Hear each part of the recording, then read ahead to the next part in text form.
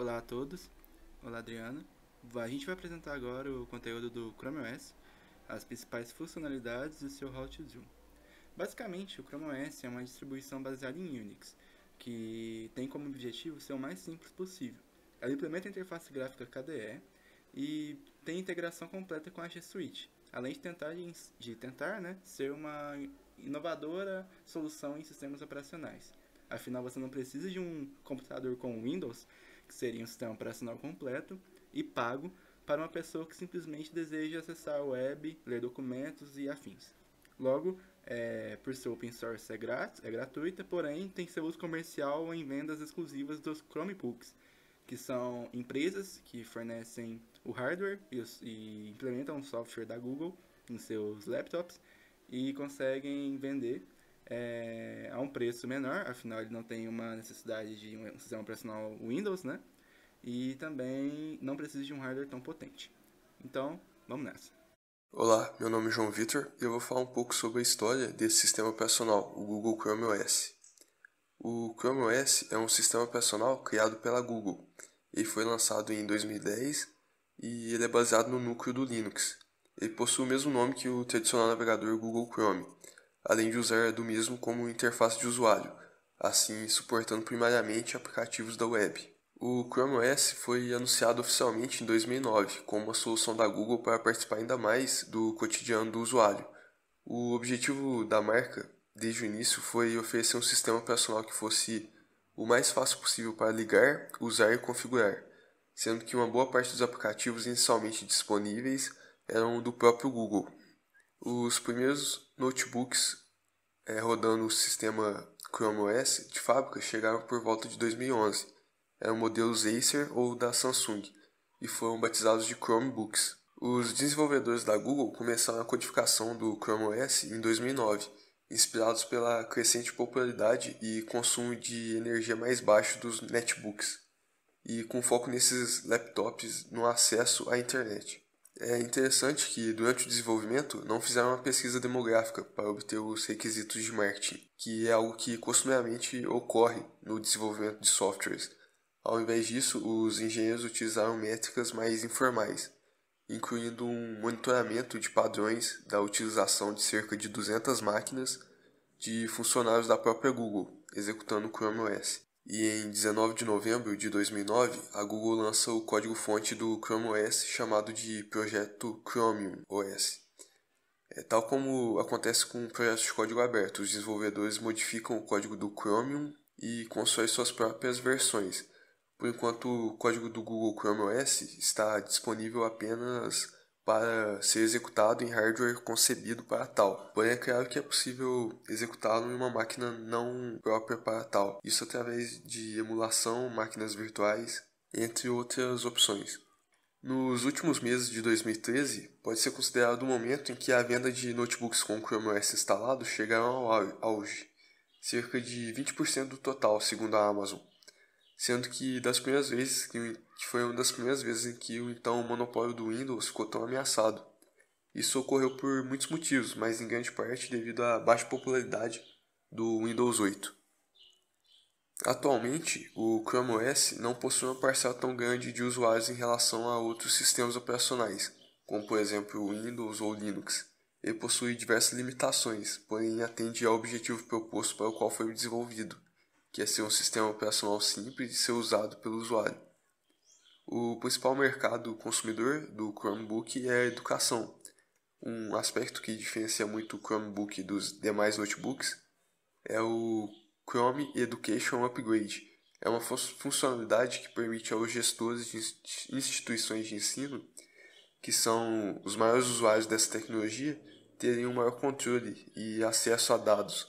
Assim, possuem caminhos mais assertivos para administrar as turmas e estudantes, controlando o acesso às salas de aulas, reuniões e também compreendendo muito melhor como está sendo feito esse pelos alunos. E por fim, podemos concluir que hoje o Chrome OS é, por um lado, um sistema operacional não muito tão poderoso quanto as outras opções do mercado, porém, por outro lado, é um sistema operacional que concede as principais funcionalidades básicas esperadas pela maioria dos usuários. Olá, meu nome é Milene e eu vou apresentar o tópico da hierarquia e a organização do sistema do Chrome OS. Bom, então, primeiramente, uma pequena relembrada sobre o que são processos. Todo o programa que precisa ser executado, ele tem que estar associado a um ou mais processos, de forma que, quando todas as instruções do programa forem finalizadas, os processos relacionados a esse programa também devem terminar. Então, para que a execução desses processos ocorram de maneira correta, eles devem estar de alguma forma organizados para que o sistema operacional consiga gerenciá-los. Então, esse tópico vai abordar um pouco do sistema hierárquico utilizado pelo Chrome OS. Então, o Chrome OS ele é um sistema operacional baseado no Unix e o foco maior dele é em rodar aplicativos pelo navegador. Então, como as principais atividades dos usuários vão ser no navegador web, então os processos também serão gerenciados, em sua maior parte, pelo navegador. Toda vez ao abrir uma guia, um novo processo ele vai ser criado. Isso foi pensado para proteger e manter o sistema em funcionamento. Então, se um aplicativo falhar, ele não vai prejudicar os outros e também não vai comprometer a integridade do sistema. Por exemplo, por ser um sistema operacional voltado para a web, um dos bugs que pode ocorrer é a falha na renderização de alguma página HTML.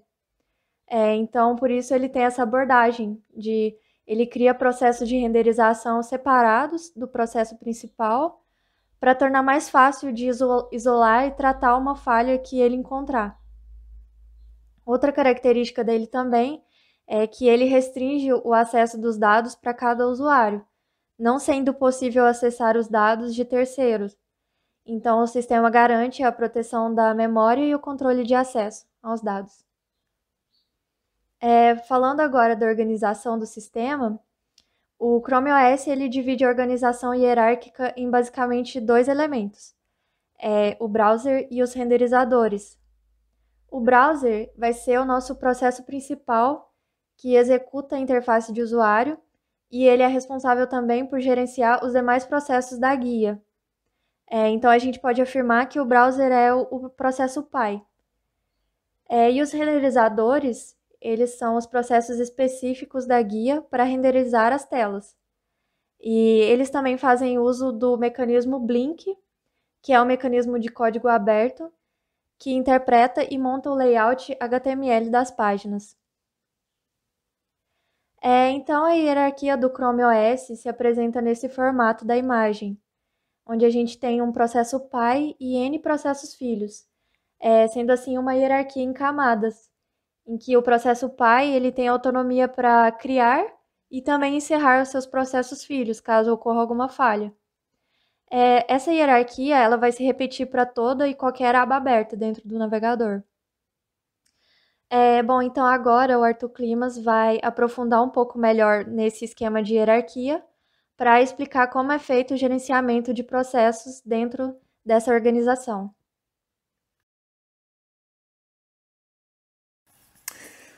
Boa tarde, eu sou Arthur Klimas e vou apresentar muito por cima a parte de gerência de processo. Quanto ao funcionamento da renderização, cada renderizador possui um objeto global chamado Render Process, responsável por gerenciar a comunicação com o processo pai. Já o processo pai mantém um Render Process Host correspondente para cada renderizador. Esse Render Process Host vai comunicar com o seu renderizador e também gerenciar o estado do browser. A comunicação do processo pai com os processos filhos é feita pelo sistema IPC do Chromium. Cada renderizador possui um ou mais objetos chamados de Render View, que são os componentes responsáveis por renderizar a tela do usuário. Os Render View são gerenciados pelo Render Process e cada view possui um ID para ser possível diferenciá-las dentro do seu renderizador. Então, o ciclo é feito da seguinte maneira. O Render Process Host do browser envia uma mensagem direcionada ao ID de uma view. Através do sistema IPC, o Render Process do renderizador envia a mensagem para o Render View, que contém o ID especificado pelo browser e assim a página pode ser renderizada para visualização. Mais especificamente agora falando sobre o IPC, ou Inter-Process Communication, comunicação entre os processos. Por conta de sua arquitetura de múltiplos processos, o Chrome OS, assim como o Linux, utiliza pipes para lidar com a extensa quantidade de processos se comunicando. No IPC, há um pipe alocado para cada processo de renderização, para comunicação com o processo do browser, sendo que os pipes são utilizados de maneira assíncrona para impedir travamentos por espera. Já na IPC, com o browser, a comunicação é feita numa thread I/O separada, mas mensagens trocadas com as views necessitam de um channel proxy. Esta parte é feita, sim, pois páginas web requerem muitos recursos e podem mandar muitas mensagens de erros críticos, que serão lidados na thread de I/O sem inundar a interface do usuário. Agora, quanto ao IPC no renderizador, cada renderizador possui uma thread que gerencia os processos de comunicação, além de sua thread para renderização, como dito anteriormente. Essa thread de comunicação é usada para a troca de mensagens com o browser, dando suporte a mensagens síncronas.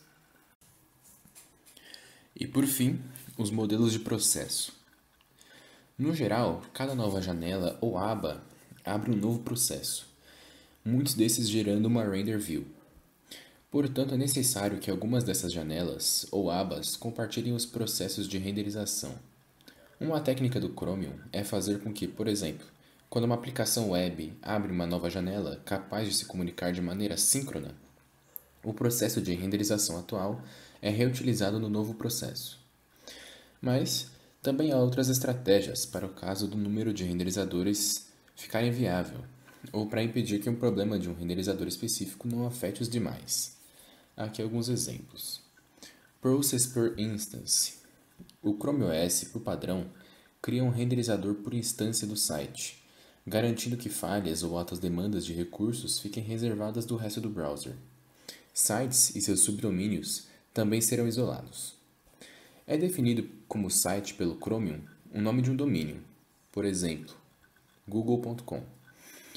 E subdomínio, por exemplo, mail.google.com, mas ainda permitindo que páginas e seus subdomínios se comuniquem via JavaScript nesse tipo de processo. Como vantagem, ele isola diferentes sites, podendo também isolar abas do mesmo site e seus subdomínios, isolando assim falhas ocasionais e permitindo paralelismo.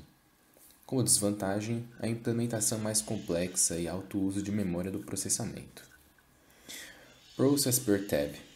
Ao contrário do último processo, esse permite que sites e seus subdomínios sejam isolados juntos, com o mesmo processo, ao mesmo renderizador. Esse processo baseia-se na origem do conteúdo e não na relação entre abas. Como vantagem, a grande diminuição do uso de memória e processamento, além de unir sites parceiros. Desvantagem pode resultar em processos de renderização enormes, especialmente em sites com diversas aplicações como o google.com. Além disso, ainda é um processo complexo de se implementar.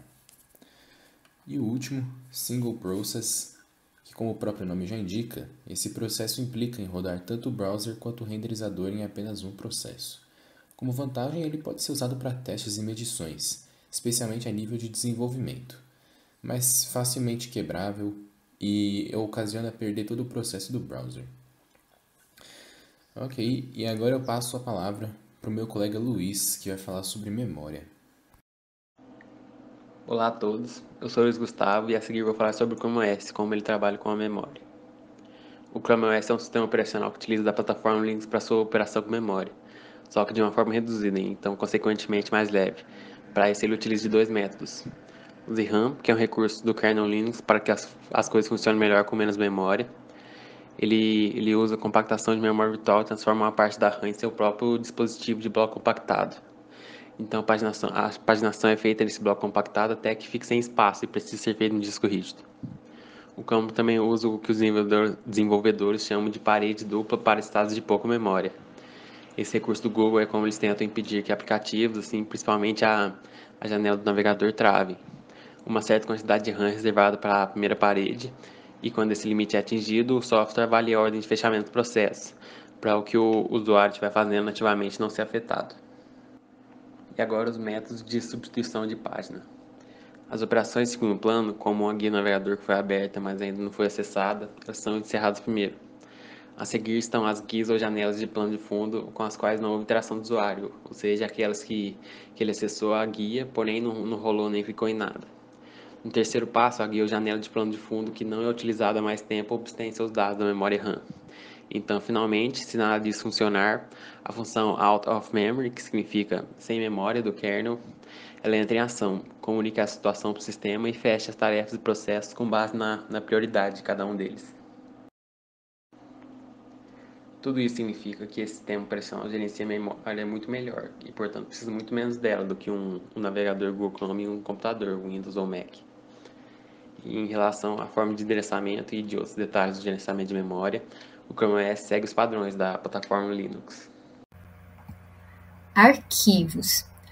O sistema de arquivos é a parte mais visível de um sistema operacional, pois a manipulação de arquivos é uma atividade frequentemente realizada pelos usuários, devendo sempre ocorrer de maneira uniforme e dependente dos diferentes dispositivos de armazenamento. Chrome OS possui um gerenciador de arquivos que permite você acessar os arquivos de suas pastas locais, de sua conta do Google Drive e dos discos externos, como HD, pendrives, cartões de memória, etc., espetados no computador do usuário. O gestor de arquivos possui integração nativa com o Google Drive, assim de maneira a acessar e organizar os arquivos do usuário. Dentro do armazenamento, existem as pastas tags para os arquivos de áudio, imagens, vídeos. E em meus arquivos, o usuário pode criar pastas de acordo com sua necessidade. Existe também arquivos de Linux, que lê a barra home do container que roda dentro do Chrome OS. Abrir, salvar ou excluir arquivos. É possível abrir e salvar vários tipos de arquivo, como documentos, PDFs, imagens e mídia, além de possuir funções como localizar e abrir um arquivo, salvar um arquivo, excluir um arquivo e entre outros. Agora, meu colega falará sobre entrada e saída. Olá, tudo bem? Meu nome é Arthur e eu vou apresentar agora a parte de entrada e saída no Chrome OS. Bom, basicamente, o Chrome OS, como já foi citado pelos meus colegas, é um sistema operacional baseado no próprio Linux, no próprio Unix. E dessa maneira, algumas operações de entrada e saída são muito semelhantes.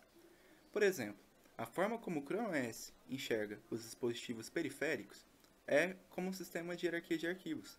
Então vai ter uma partição na memória principal, na memória secundária do sistema, onde você vai conseguir lá enxergar e poder ter acesso e receber as informações dos periféricos de maneira em tempo de execução. Então, pensando nisso, eu vou levantar aqui algumas questões muito interessantes para a gente pensar. O Chrome OS é um sistema que tem como seu gerenciador de arquivos padrão, quer dizer, ele permite, a partir do gerenciador de arquivos padrão, acessar diretamente arquivos da sua G Suite. Como que isso é possível? Isso é uma forma de entrada e saída do sistema. Isso é possível através das formas de multiprogramação da CPU. Você consegue, através da programação da CPU programada, entrada e saída programada, acessar de diversas maneiras e guardar pacotes de rede enquanto você utiliza seu sistema. Então, por exemplo, vamos pensar que um usuário do Chrome OS ele está tentando acessar o seu arquivo .txt na sua G Suite. Bom, ele vai selecionar a partir do seu gerenciador de arquivos e quando ele selecionar, caso ele não tenha a cópia, a cópia física, a cópia em sua própria máquina, ele vai ter que receber essa cópia por download. E quando ele receber essa cópia por download, ele vai poder utilizá-la. Porém, esse processo de espera de download usa a CPU. A CPU ela precisa de primeiro armazenar um arquivo temporário para depois finalizá-lo, e depois ela vai ter que abrir esse arquivo. E nesse meio período entra a entrada e saída programada. Outra coisa muito interessante no Chrome OS, voltando agora ao seu sistema de arquivos, é que, como eu disse no começo, ele enxerga todos os periféricos como arquivos, né? Na partição da memória. Pensamos então que vai ter então uma forma de acessar os arquivos vindos através de um dispositivo de entrada e saída de caractere, né, como é feito no Linux, assim que também como um dispositivo de entrada e saída que não é de caractere nunca vai conseguir ler e interpretar arquivos diretos dessa partição que não é relacionada a ele. Então o mouse não vai conseguir exercer a função de um teclado, mesmo que ele tivesse para isso hardware. Afinal, isso geraria uma forma de erro, né? Você não conseguiria acessar um endereço de memória X, então, ao interpretar esse arquivo separado no gerenciador, teríamos um erro de sistema.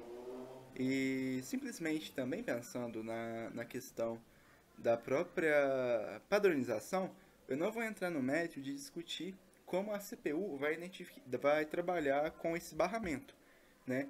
Mas como tudo é padronizado da USB, por exemplo, para dispositivos periféricos, então há de se esperar que basta o sistema operacional saber gerenciar sua própria forma. Logo, não faz sentido pensar em discutir esse tipo de entrada no sistema operacional Chrome OS. Além de tudo que eu disse, é muito legal também pensar que como o Chrome OS é um sistema operacional muito leve para operações básicas, para uma pessoa no dia a dia, a entrada e saída dele ela deve ser também uma das suas formas principais de comunicação. Afinal de contas, você consegue fazer seu dispositivo ser modular. Logo, por exemplo, se eu tenho um Chromebook utilizando o Chrome OS, logo, se eu tenho um Chromebook baseado no Chrome OS, não é necessário que eu fique por conta da sua, vamos dizer assim, do seu próprio teclado, do seu próprio dispositivo. Eu posso customizar à vontade. E é por isso que a entrada e saída, mesmo em um sistema operacional nichado, é importante. Vale lembrar também que como o Chrome OS é um sistema de software livre, fica também, caso o desenvolvedor, caso o usuário seja um desenvolvedor, ele pode customizar a qualquer modo seu próprio tipo de sistema. Então, fica a dica para quem tem um Chrome OS e tem a vontade de customizar, como é um código open source, é interessante trabalhar nesse quesito para melhorar seu próprio sistema. Então, pessoal, é isso. Espero que vocês tenham gostado da apresentação. É um pouco complicado trabalhar com a distância, né? Mas acredito que tem ficado algo bom. É isso. Agradeço a professora e também aos meus colegas pelo empenho e dedicação na disciplina. E agradeço também a todos os que estão vendo essa apresentação. Um forte abraço.